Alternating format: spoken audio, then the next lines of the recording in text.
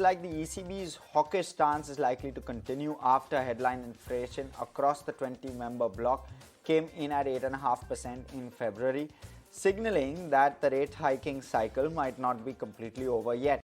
Remember, headline inflation stood as high as 10.6% in October but reached a revised 8.6% in January, while core, which is more looked at, rose to an estimated 5.6% in February from a 5.3% number in January. So keep an eye out on all those numbers because those will really drive rate hikes going forward. Speaking of which, US Federal Reserve officials wrestled with whether the recent data showing inflation, jobs and spending all hotter than expected was a blip. Now, the separate comments from Fed Governor Christopher Waller and Atlanta Fed President Raphael Bostic posted a question central to the next phase of the Fed's battle. Bostic also said that he was ready to raise rates higher if upcoming data did not show inflation clearly heading back towards the central bank's 2% target. He called for continued interest rate hikes to above 5%. Well, and sticking with US and Europe, European Commission President Ursula von der Leyen will discuss clean energy and supply chains with President Joe Biden in Washington on the 10th of March. European nations are worried that new US subsidies will hurt their economies. Biden's Inflation Reduction Act, a $430 billion bill that offers massive subsidies for US-made products, will go live.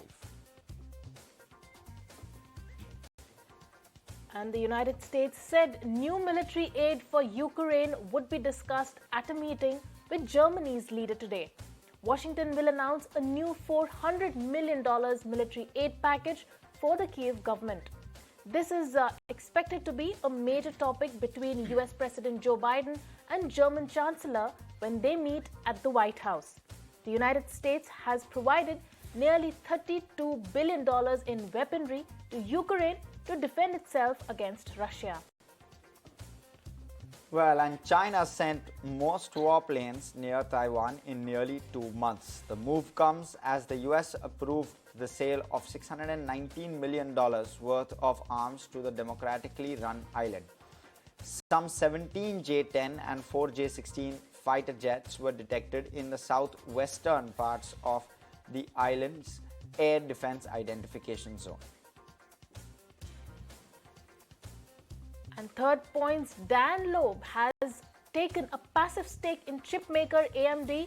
The hedge fund manager took the bet when AMD shares struggled. The company's shares have underperformed the rest of the sector over the last 12 months.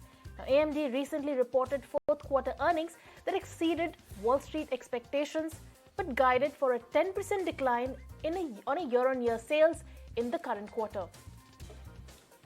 Well, and moving to social media, TikTok has been banned by several countries due to the app security issues. So today, the Chinese-owned video app has announced that soon they are setting a new default screen time limit of 60 minutes for its users who are below the age of 18 years. As per reports, if the 60-minute time limit is reached, users will be prompted to enter a passcode requiring them to make an active decision to extend their time spent on the app.